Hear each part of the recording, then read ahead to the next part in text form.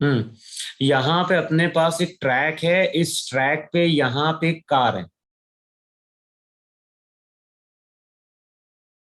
और जो भी कार है, कार चल रही है कांस्टेंट स्पीड से। तो हमारे पास एक कार है और ये कार कांस्टेंट स्पीड से क्या कर रही है, मूव कर रही है। कुछ टाइम बाद कार पास करती है पॉइंट ए से, उसके बाद ये कार पास करती है पॉइंट बी से। अब बताओ, जब कार ए पॉइंट से पास करेगी तो वहां पे जो भी कार रहेगी, बताओ उसके ऊपर ट्रैक नॉर्मल अप्लाई करेगा नहीं अप्लाई करेगा?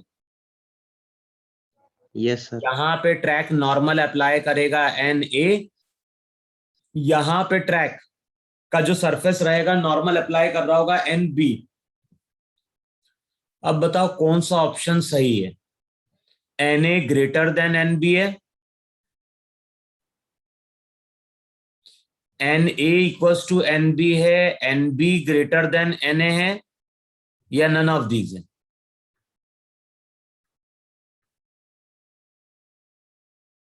Sir a option. चेक करो ए ऑप्शन बन रहा है क्या सबका?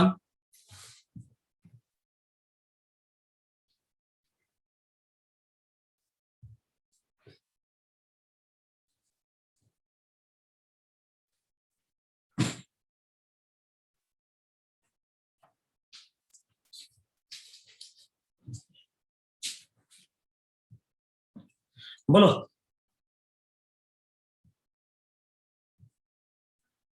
कैसे फर्स्ट ऑप्शन बनेगा, बोलो। सेंट्रीफ्यूगल फोर्स का एनए जो है वो नॉर्मल रिएक्शन जो है सेंट्रीफ्यूगल फोर्स होगा। सेंट्रीफ्यूगल फोर्स क्यों होगा ना? सर तुम क्योंकि गलत बाहर बोल की रहे साइड हो पुश मुझे। करेगा ना। सेंट्रीफ्यूगल फोर्स क्यों होगा? सर वो बाहर से हाँ? पुश कर रहा है उसको। नहीं, फिर तुमने देखा ही ढंग से लेक्चर। मैंने वहां पे क्लियर किया था सेंट्रीफ्यूगल फोर्स का कॉन्सेप्ट कब आता है, जब हम कहां बैठे होते हैं? Non inertial frame.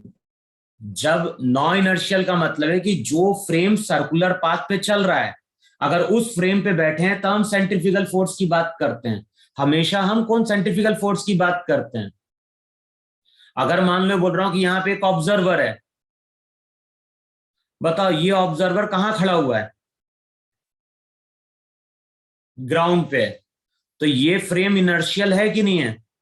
और इनर्शियल फ्रेम वाला ऑब्जर्वर कभी भी सेंट्रीफ्यूगल फोर्स की बात करेगा क्या? जो ऑब्जर्वर इनर्शियल फ्रेम पे बैठा है वो हमेशा बात करेगा किसकी? सेंट्रीपिटल की।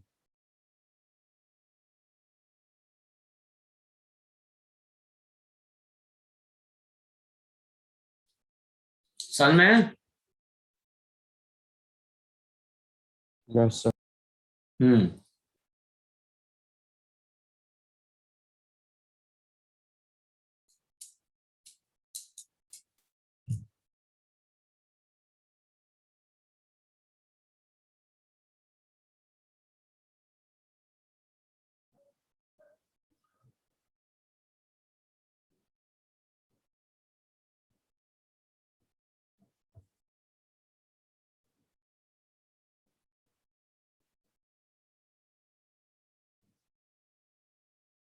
तो बोलो सेंट्रीपिटल फोर्स की अगर इक्वेशन लिखी तो हम क्या लिखेंगे यहाँ पे?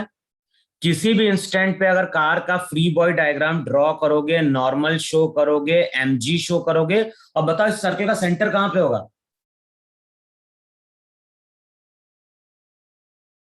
अबे वहां पे ये समझाया था, नहीं समझाया था कि अगर हमारे पास कोई भी कर्व पाथ है तो ये जो कर्व रहेगा इसको हम किसी सर्कल का पार्ट मानेंगे कि नहीं मानेंगे? यस। भाई जो कर्व है वो भी तो सर्कल से मिलके बना ही नहीं, बना नंबर ऑफ सर्कल से। तो जो इस पॉइंट पे सर्कल का रेडियस होता है वही वहां पे उस पर्टिकुलर पॉइंट पे क्या होता है? कर्व का रेडियस होता है। तो सर्कल का सेंटर अगर नीचे की ओर है तो सेंट्रीपिटल फोर्स हमेशा टुवर्ड द सेंटर होता है कि नहीं होता है? तो इक्वेशन क्या लिखोगे? जनरल जनरल इक्वेशन लिखोगे M G minus N equals to M V square by R. तो जो भी नॉर्मल रहेगा, नॉर्मल की वैल्यू होती है M G minus M V square by R. v constant है, m कांस्टेंट है, जो भी नॉर्मल रहेगा, नॉर्मल किस पे डिपेंड कर रहा है? r पे। जिसका r कम होगा, बताओ उसके लिए ये टर्म क्या होगी? ज्यादा। और ये टर्म ज्यादा होगी तो नॉर्मल वहां पे क्या होगा? स्मॉल हो जाएगा। अब चेक करो रेडियस किसका कम है?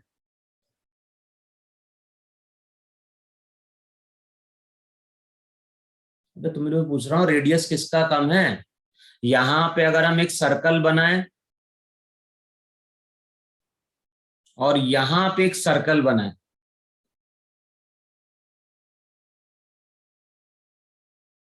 तो क्या बोलोगे?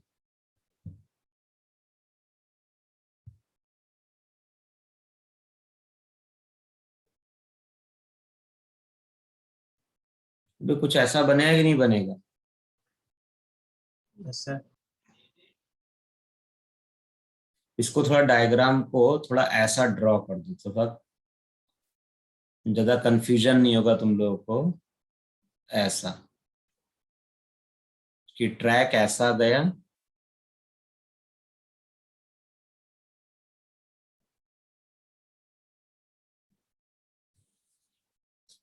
तो कहां पे रेडियस कम होगा?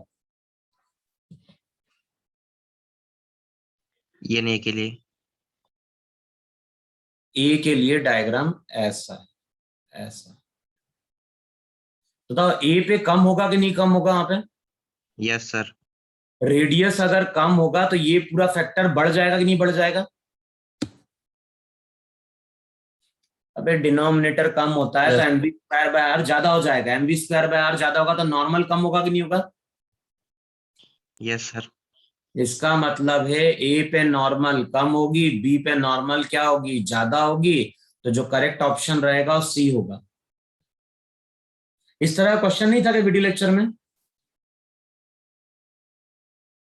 Yes sir. तो फिर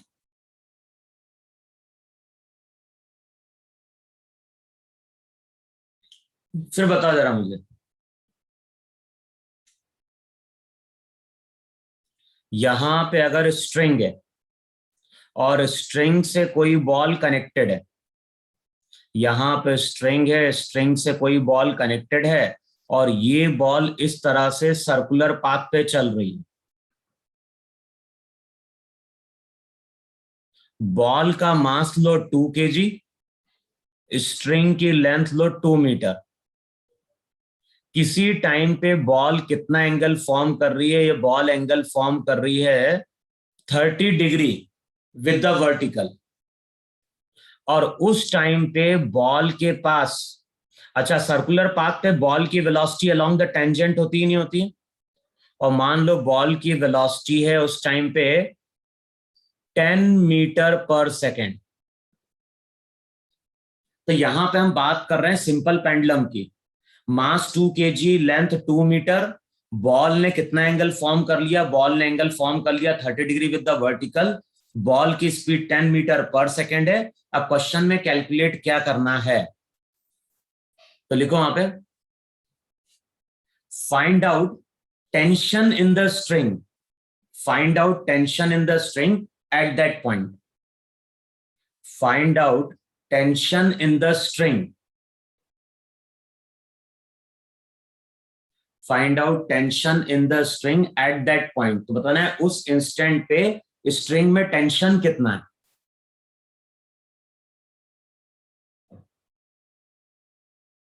find out tension in the string at that instant.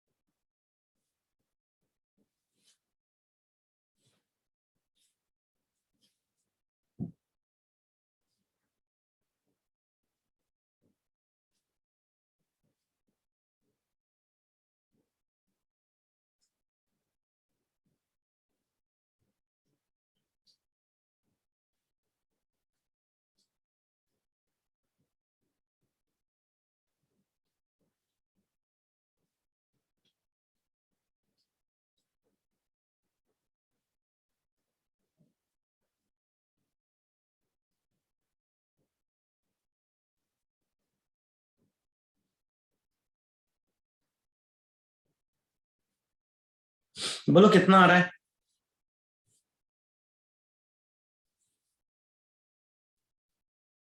Sir 100 आ रहा है।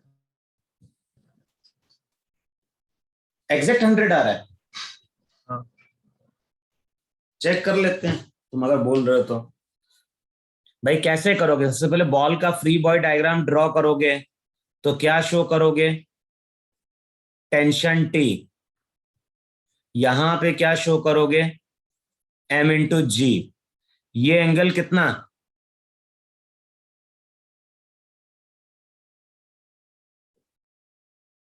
अब बताओ, सर्कुलर पाथ पे अगर कोई बॉडी मूव कर रही है तो फोर्स हमेशा हम सेंटर के अलोंग रिजॉल्व करते नहीं, रिजॉल्व करते हैं। तो mg का जो कंपोनेंट रहेगा वो तो mg cos 30 हो जाएगा, और mg का एक कंपोनेंट आएगा टेंजेंट के अलोंग, वो mg sin 30 हो जाएगा। होगा। नेट फोर्स कितना होगा toward the centre? t minus mg cos 30। Net force को क्या लिखते थे? Mass into acceleration. तुम्हें तो नहीं लग रहा कहीं से 100 आ रहा होगा? अब टी की 116 वैल्यू क्या हो जाएगी? टी की वैल्यू हो जाएगी m इंटू जी कॉस 30 √3/2 प्लस m v का स्क्वायर अपॉन l।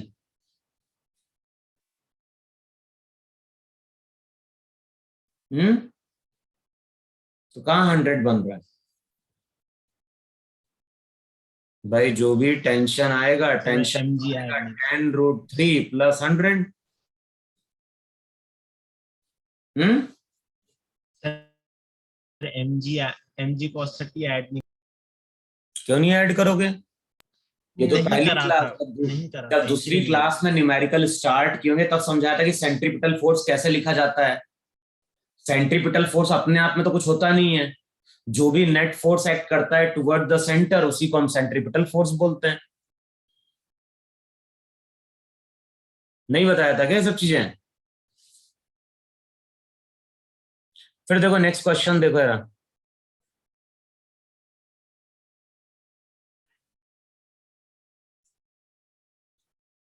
यहां पे एक स्ट्रिंग है,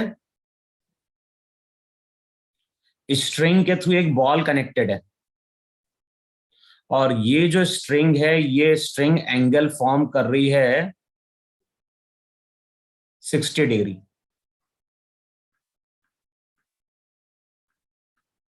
बॉल का मास 10 kg, और यहां पे जो बॉल है ये बॉल एक और स्ट्रिंग से कनेक्टेड है। तो यहां पे कितनी स्ट्रिंग की बात कर रहा है? बताओ, इस तरह से हम बॉल को रेस्ट में रख सकते ही नहीं रख सकते? Yes sir. अबे सिंपल पेंडुलम 60 डिग्री पे है, उसको हमने हॉरिजॉन्टली एक और स्ट्रिंग से कनेक्ट कर दिया तो ये बॉल रेस्ट में रहेगी ही नहीं रहेगी? Yes sir. Yes, sir. अब लिखो क्वेश्चन में करना क्या है। क्वेश्चन के दो पार्ट हैं। फर्स्ट पार्ट में लिखो वहां पे, if the string 2, if the string 2 is cut, if the string 2 is cut, then find out the tension in string 1। या ऐसा लिखो, find out the tension in string 1 just after the string 2 is cut। First part में क्या बोल रहा है? Find out the tension, find out the tension in string 1 just after the string 2 is cut. और second part में क्या बोल रहा है? Find out the tension, find out the tension in string 2, find out the tension in string 2 just after the string 1 is cut। तो एक बार में हम स्ट्रिंग 2 को कट कर रहे हैं और दूसरी बार में स्ट्रिंग 1 को कट कर रहे हैं, और कैलकुलेट क्या करना है? दोनों ही केस में हमें टेंशन कैलकुलेट करना है जस्ट आफ्टर दैट।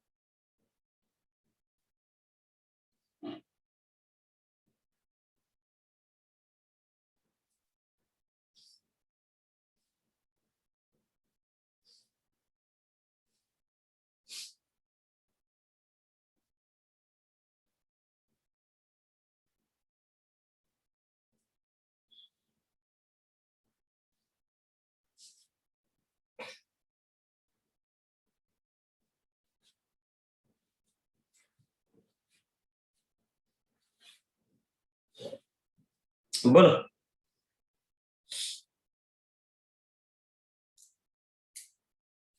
अच्छा, तो टेंशन हमें कब कैलकुलेट करना है?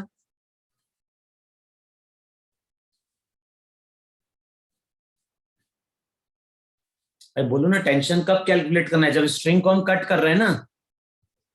Yes sir. बताओ, स्ट्रिंग 2 को अगर मैंने कट कर दिया, ये स्ट्रिंग 2 कट कर गई, तो स्ट्रिंग 2 में कोई टेंशन रहा क्या? No sir. अब उस टाइम पे जो भी टेंशन रहेगा वो केवल स्ट्रिंग 1 में रहेगा कि नहीं रहेगा? अब उस टाइम पे बॉल का अगर फ्री बॉडी डायग्राम ड्रॉ करोगे तो एक तो टेंशन T1 शो करोगे, दूसरा वहां पे शो करोगे M/G। अब बताओ, जैसे स्ट्रिंग 2 कट होगी उसके बाद ये स्ट्रिंग इस तरह से सर्कुलर पाथ पे चलेगी नहीं चलेगी? Yes sir. सर्कल का सेंटर ये होगा कि नहीं होगा? तो बताओ, सेंट्रीपिटल फोर्स की इक्वेशन क्या लिखोगे? ये एंगल कितना बन रहा है?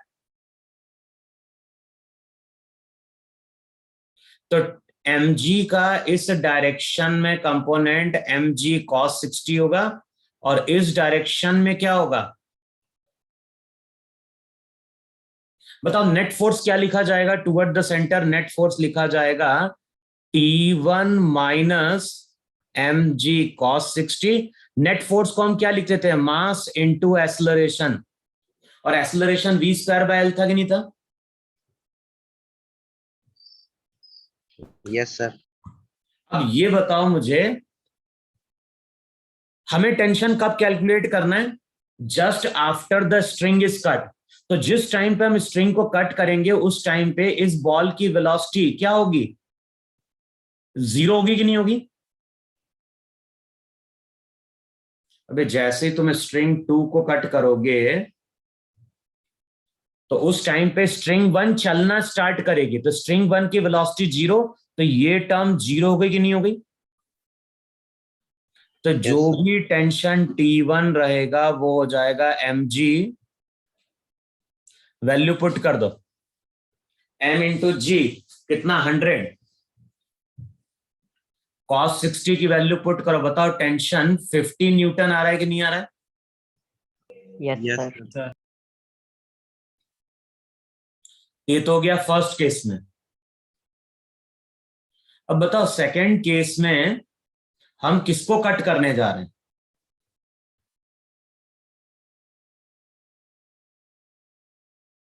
बोलो। अबे सेकंड केस में कौन सी स्ट्रिंग कट हो रही है? स्ट्रिंग 1 कट हो रही कि नहीं हो रही? Yes. Yes sir. अब बताओ, जैसे स्ट्रिंग 1 कट होगी तो उसके बाद बॉल का क्या होगा? बताओ, बॉल फिर इस तरह से सर्कुलर पाथ में जाएगी कि नहीं जाएगी? तो दोनों ही केस में बॉल का पाथ सर्कुलर होगा। अब बताओ, इस केस में अगर हम बॉल का फ्री बॉडी डायग्राम ड्रॉ करेंगे तो एक तो शो करोगे टेंशन T2, दूसरा शो करोगे mg नीचे की ओर। बताओ, mg force along the tangent है कि नहीं? Yes sir. नेट फोर्स कितना है टुवर्ड द सेंटर? जो भी नेट फोर्स रहेगा टुवर्ड द सेंटर वो T2 है कि नहीं है? और नेट फोर्स जो भी टुवर्ड द सेंटर रहता है उसको हम लिखते हैं mass into centripetal acceleration M/v²/L। लेकिन v की वैल्यू उस टाइम पे क्या है? 0। v की वैल्यू 0, तो T2 भी क्या हो गया? 0। देखो, यही बन रहा है कि नहीं बन रहा आंसर?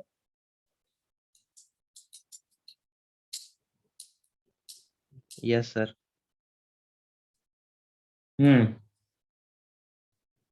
लिखो नेक्स्ट क्वेश्चन, लिखो यार।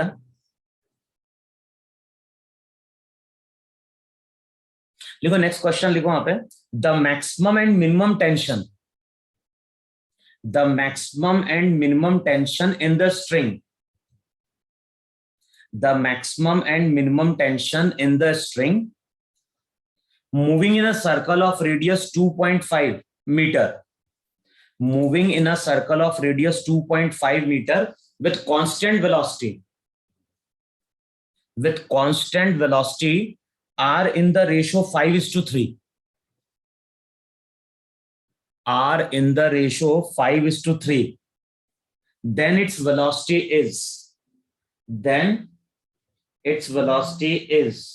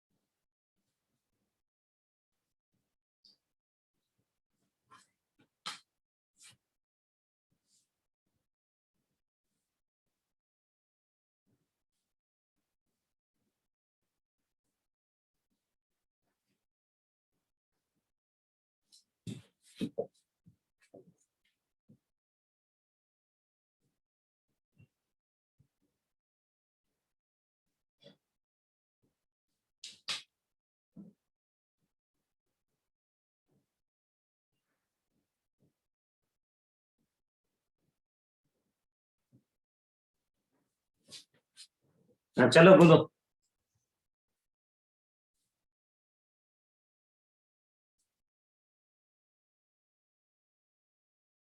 बताओ, जो भी पार्टिकल है वो सर्कुलर पाथ पे मूव कर रहा है, नहीं मूव कर रहा है? Yes sir. और कांस्टेंट वेलोसिटी चल रहा है कि नहीं चल रहा है? Yes sir. तो अब क्या करोगे? इक्वेशन क्या लिखोगे बताओ मुझे।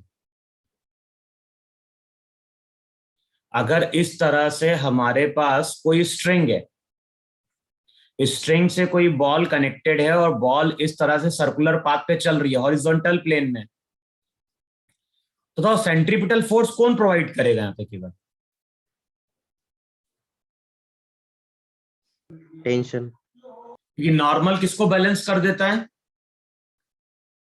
हम ये मान के चल रहे हैं कि बॉल किस पे मूव कर रही है, बॉल मूव कर रही है टेबल पे, और वेलोसिटी कांस्टेंट है, स्पीड कांस्टेंट है, तो जो भी नेट फोर्स है टुवर्ड द सेंटर टी होगा, टी को हम लिखेंगे मास इनटू एक्सेलरेशन, और बताओ वो mv² होगा कि नहीं होगा? अब अगर टेंशन T1 है तो वो हो जाएगा mv1²/L, जब टेंशन T2 होगा तो ये हो जाएगा mv2²/L। बताओ टेंशन का रेशो दिया है कि नहीं दिया है? Yes sir. कि वेलोसिटी का दिया है?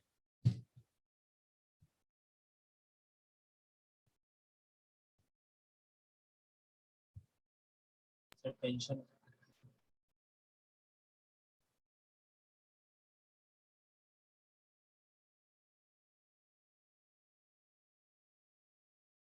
तो चेक करो यार रिजल्ट क्या बनेगा फिर।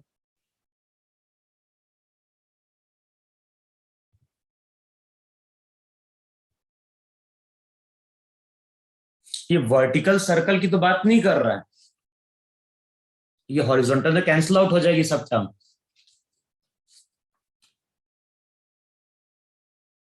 सर जी को क्या अज्यूम करना है?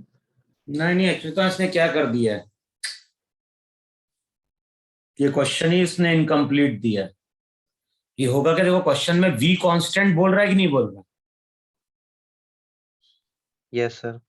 और बताओ v कांस्टेंट होगा तो इसका रेशियो ही खत्म हो जाएगा वो तो फिर भाई ये तो 1 ही हो जाएगा ना फिर तो, अगर दोनों का v सेम हुआ तो। बेसिक तो अभी आगे पढ़ोगे, ये जो क्वेश्चन में मेंशन नहीं किया है, जो प्रॉब्लम है ना, ये प्रॉब्लम वर्टिकल सर्कुलर मोशन का है।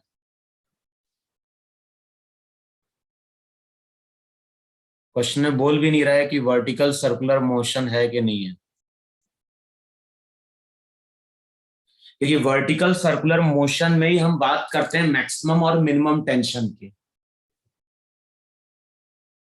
मुझे लग भी रहता है कि वर्टिकल का ही होना चाहिए, कि हॉरिजॉन्टल टर्म ही कैंसिल आउट हो जाएगी अपनी।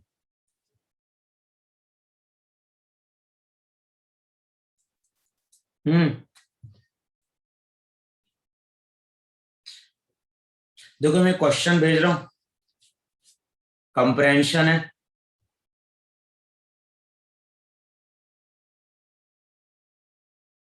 अब इस क्वेश्चन के आगे लिख देना कि वर्टिकल सर्कुलर मोशन का क्वेश्चन है, इसको अपन डिस्कस करेंगे तो वर्टिकल सर्कुलर मोशन पढ़ेंगे।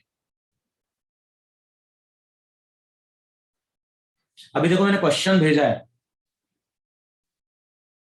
अब करके देखो यार 12 और 13 जो क्वेश्चन है।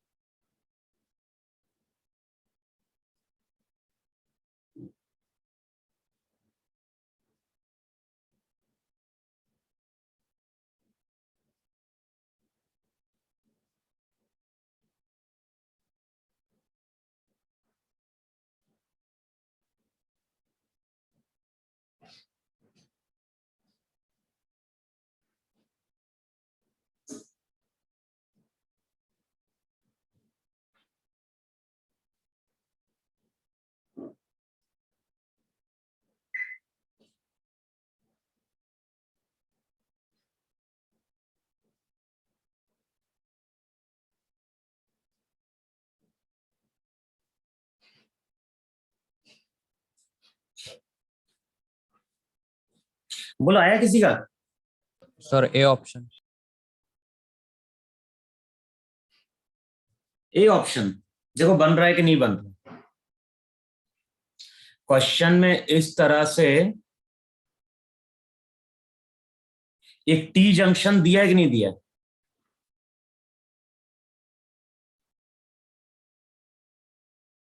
और ये जो भी टी जंक्शन है ये अपनी इस एक्सिस के अबाउट क्या कर रहा है?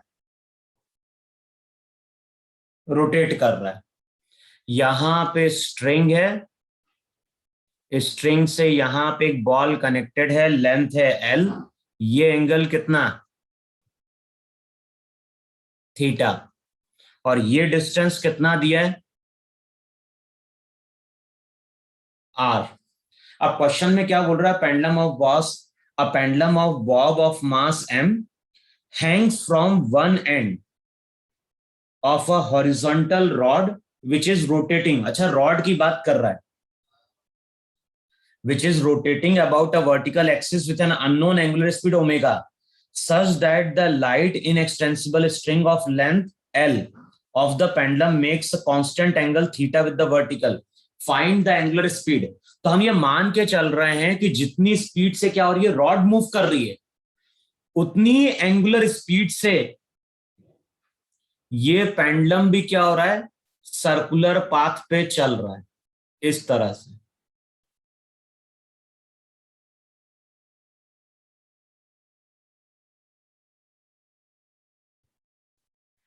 तो जिस स्पीड से रॉड मूव कर रही है, यानी जितने टाइम में रॉड अपना एक रिवोल्यूशन कंप्लीट कर रही है, उतने टाइम में बॉल भी अपना एक रिवोल्यूशन क्या कर रही है?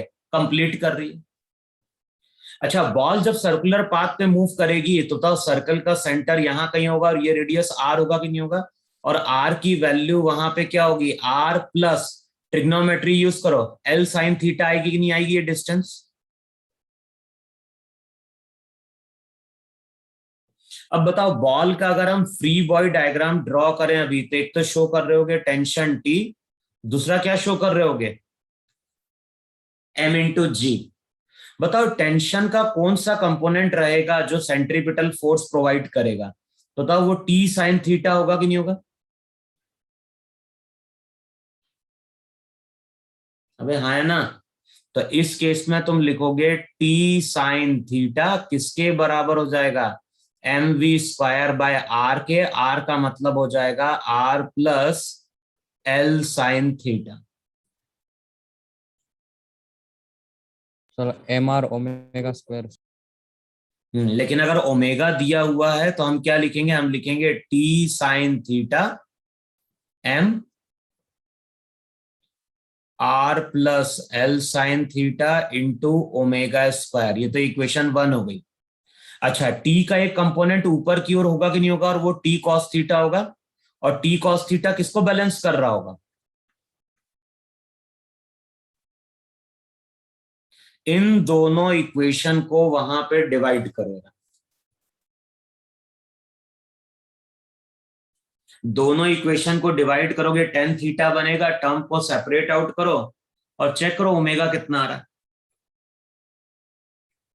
बन रहा है ना फर्स्ट ऑप्शन? Yes, sir. और सेकंड पार्ट में पूछ रहा है टेंशन कितना है, तो टेंशन का मतलब mg बाय कॉस थीटा है कि नहीं? तो जो भी टेंशन होगा mg बाय कॉस थीटा, और इसका मतलब क्या हो गया? Sec theta.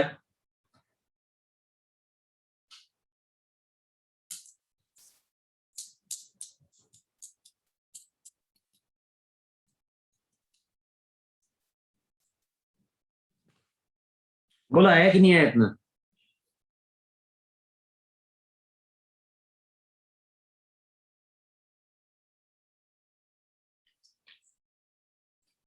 अबे हुआ कि नहीं हुआ? Yeah. नेक्स्ट क्वेश्चन लिखो वहां पे। A small mass of 10 gram, a small mass of 10 gram lies in a hemispherical bowl।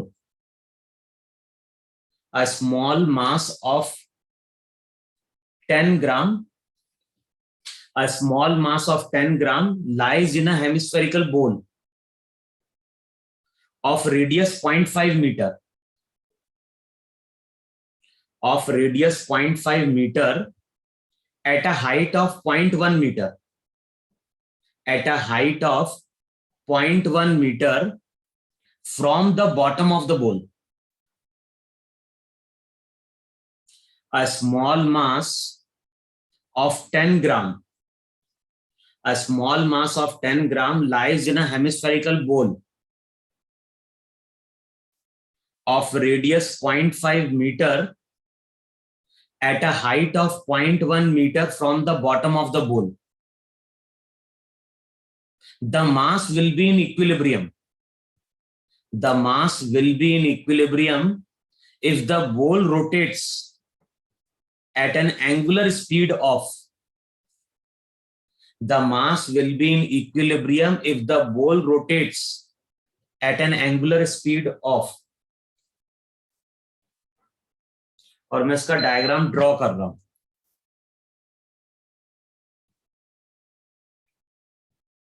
जो डायग्राम है, डायग्राम कुछ इस तरह से है वहां पे.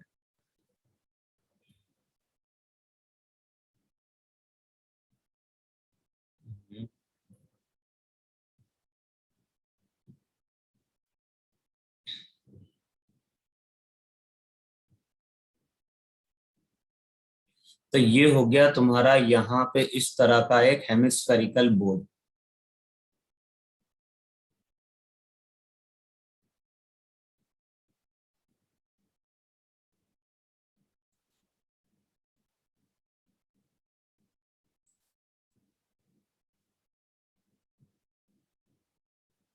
तो इस तरह का एक हेमिस्फेरिकल बोल है.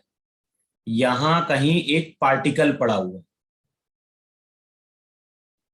यहां पे इस बोल का रेडियस दिया हुआ है और इसका रेडियस दिया हुआ है यहां पे 0.5 मीटर. अच्छा, जो भी पार्टिकल है, पार्टिकल कितनी हाइट पे है? तो पार्टिकल है एट अ हाइट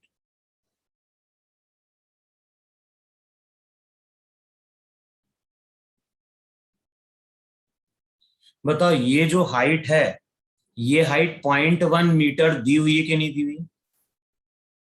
और क्वेश्चन में बोल रहा है कि पार्टिकल इक्विलिब्रियम में तभी रहेगा जब इस बोल को, हेमिस्फेरिकल बोल को, हम इसकी एक्सिस के अबाउट क्या करेंगे? रोटेट कराएंगे. अब क्वेश्चन में क्या कैलकुलेट करना है? क्वेश्चन में कैलकुलेट करना है एंगुलर स्पीड.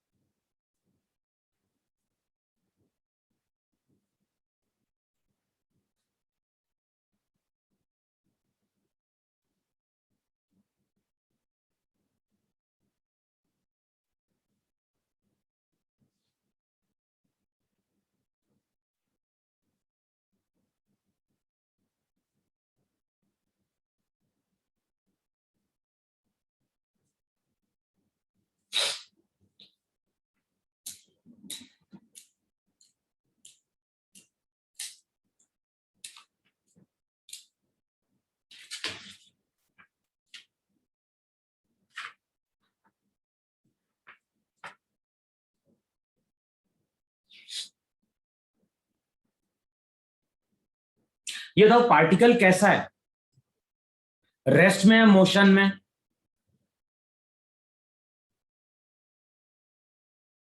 तो तुम लोग तो पूछ रहा हूं, जो पार्टिकल है वो हेमिस्फेयर के रेस्पेक्ट में रेस्ट में है या मोशन में? रेस्ट। रेस्ट में।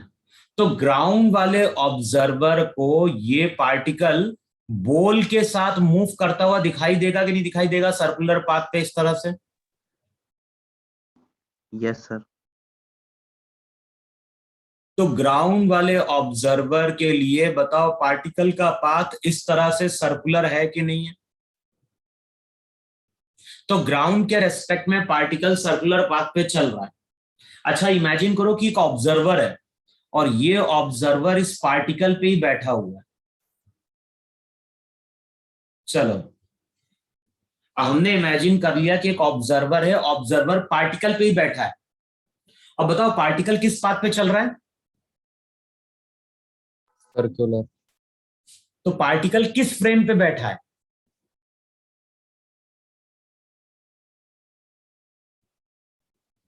बोलो पार्टिकल नॉन इनर्शियल फ्रेम पे बैठा है कि नहीं बैठा है?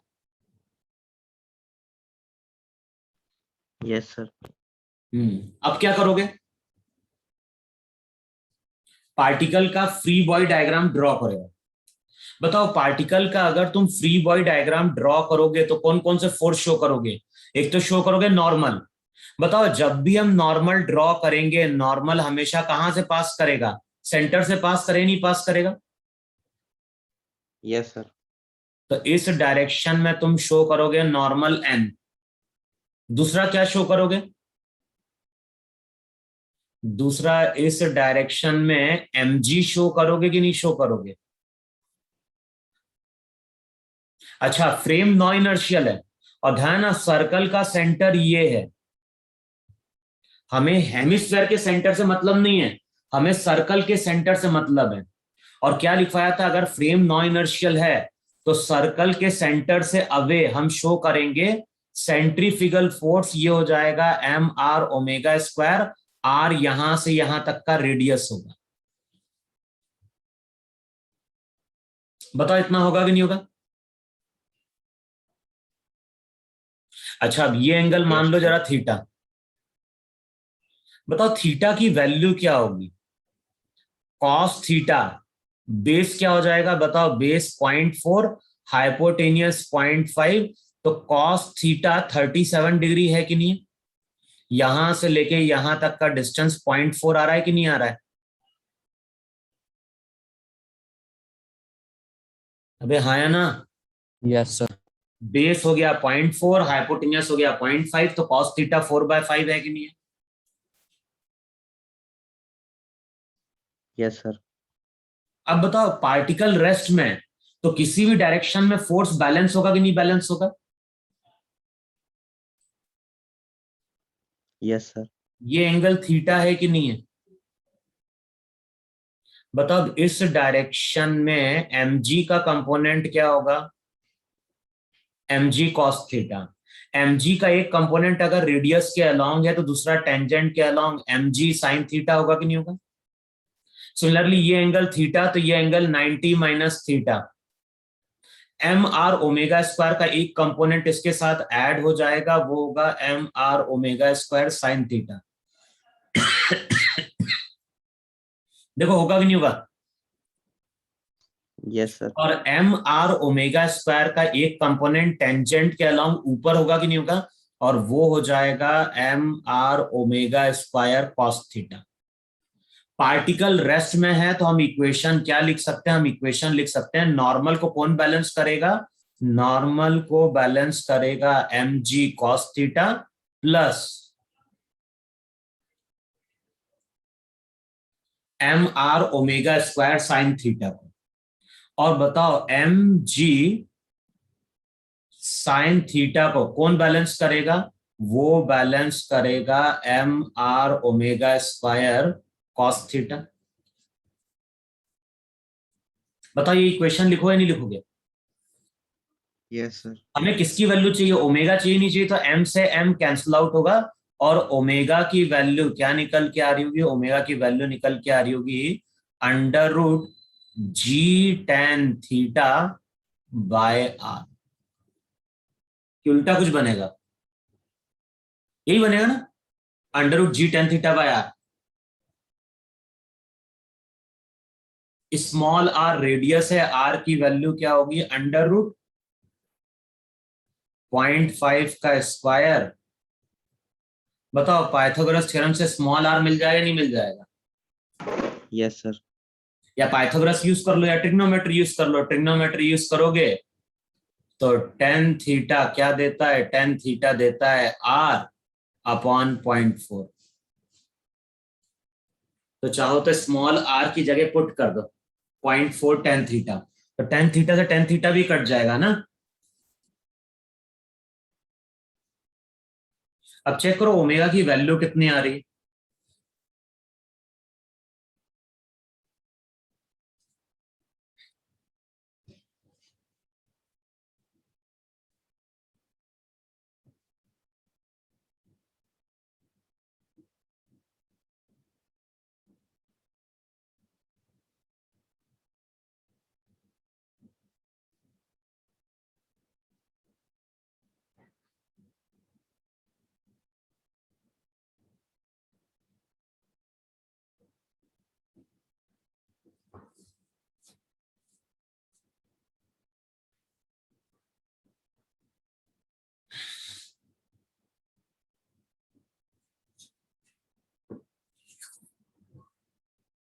बोलो कितना आ रहा है ओमेगा की वैल्यू, जी लो 10, 5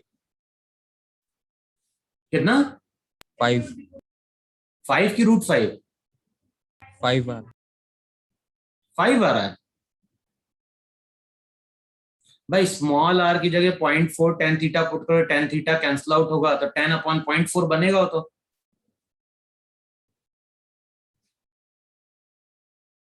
5 बन रहा है कि रूट 5 बन रहा है?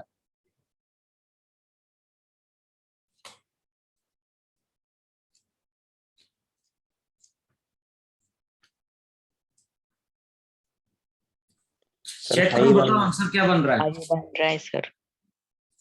हम्म 5 बन रहा है।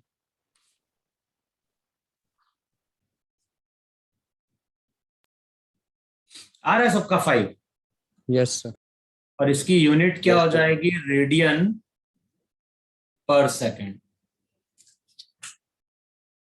बताओ इतना आया कि नहीं आया सबको समझ में?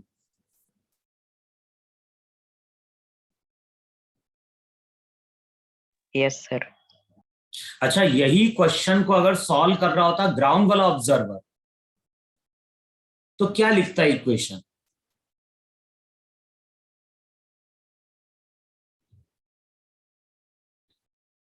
बोलो।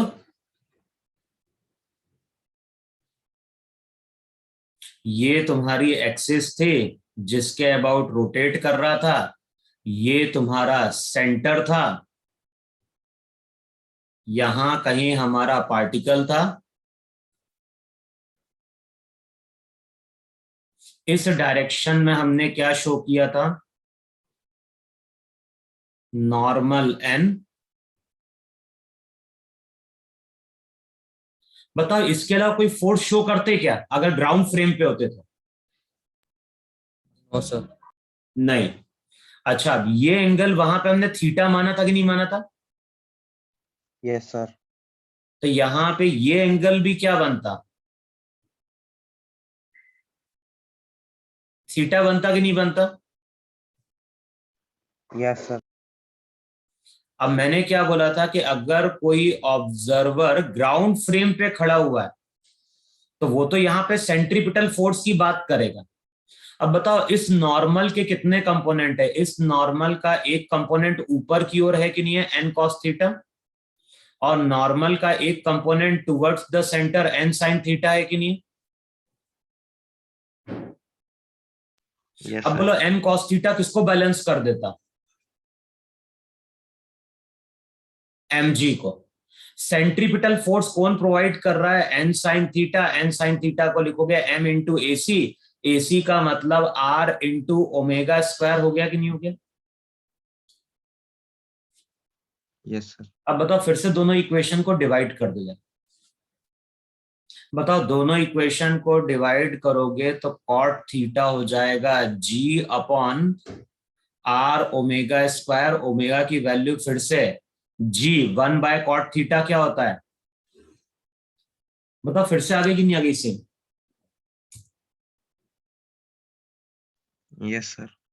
इसका मतलब ये हुआ कि क्वेश्चन को हम इनर्शियल फ्रेम पे भी जाके सॉल्व कर सकते हैं और नॉन इनर्शियल फ्रेम पे भी जाके सॉल्व कर सकते हैं।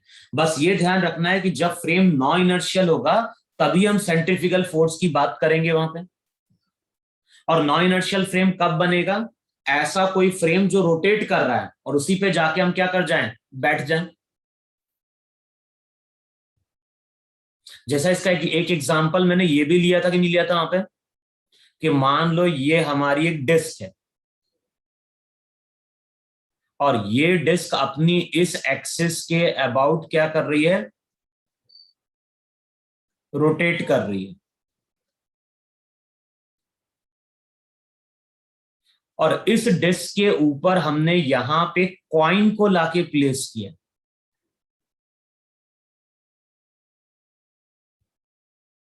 जो भी कॉइन को लाके प्लेस किया है वो कॉइन है at rest with respect to disc, और डिस्क हमारी क्या हो रही है, डिस्क हमारी रोटेट कर रही है। लेकिन कॉइन कैसा है, कॉइन रोटेट कर रहा है कि रेस्ट में? कॉइन रेस्ट में है कि नहीं है? और बताओ कॉइन अगर रेस्ट में है विथ रेस्पेक्ट टू डिस्क, तो ग्राउंड वाले ऑब्जर्वर को ये कॉइन बताओ इस तरह से सर्कुलर पाथ पे चलता हुआ दिखाई देगा कि नहीं दिखाई देगा? तो यस जो ग्राउंड वाला ऑब्जर्वर है उसके लिए पार्टिकल का पाथ सर्कुलर है कि नहीं है?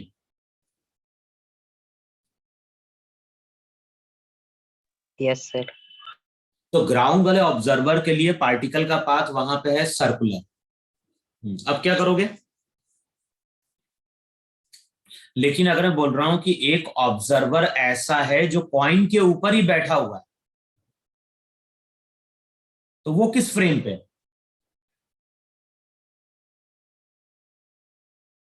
अबे नॉन इनर्शियल फ्रेम पे है कि नहीं है? Yes sir. अब बताओ ये ऑब्जर्वर अगर इस कॉइन का फ्री बॉडी डायग्राम ड्रॉ करेगा तो क्या शो करेगा? एक तो शो करेगा नॉर्मल एन, दूसरा शो करेगा mg। इस डायरेक्शन में सेंट्रीफ्यूगल फोर्स दिख रहा होगा इसको। अब बताओ सेंट्रीफ्यूगल फोर्स को कौन बैलेंस कर रहा होगा? फ्रिक्शन। फ्रिक्शन। और वो फ्रिक्शन कौन सा होना चाहिए? स्टैटिक।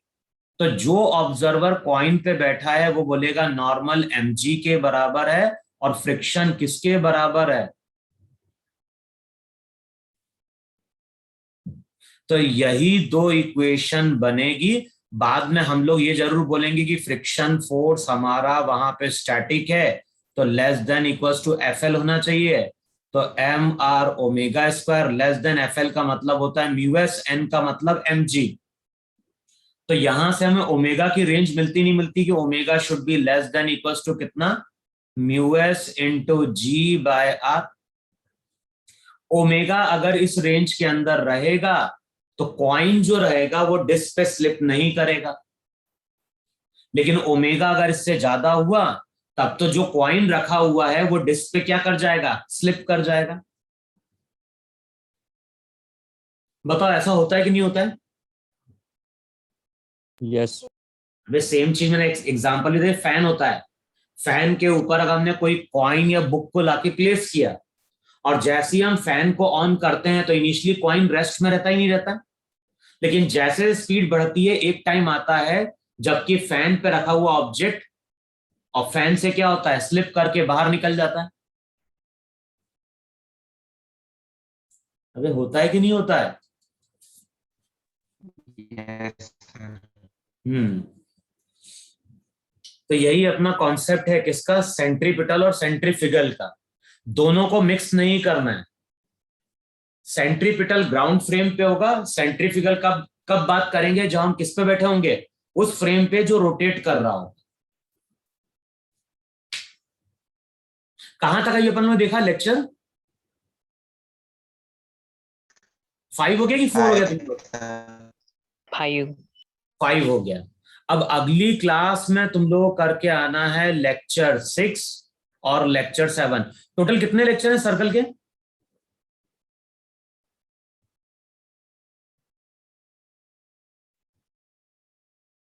क्योंकि अगला जो लेक्चर आएगा लेक्चर 6, मुझे लगता है वो मोस्ट प्रोबेबली कोनिकल पेंडुलम पे होगा। तो इनमें से कोनिकल पेंडुलम पे आएगा और दूसरा आएगा रेडियस ऑफ कर्वेचर पे।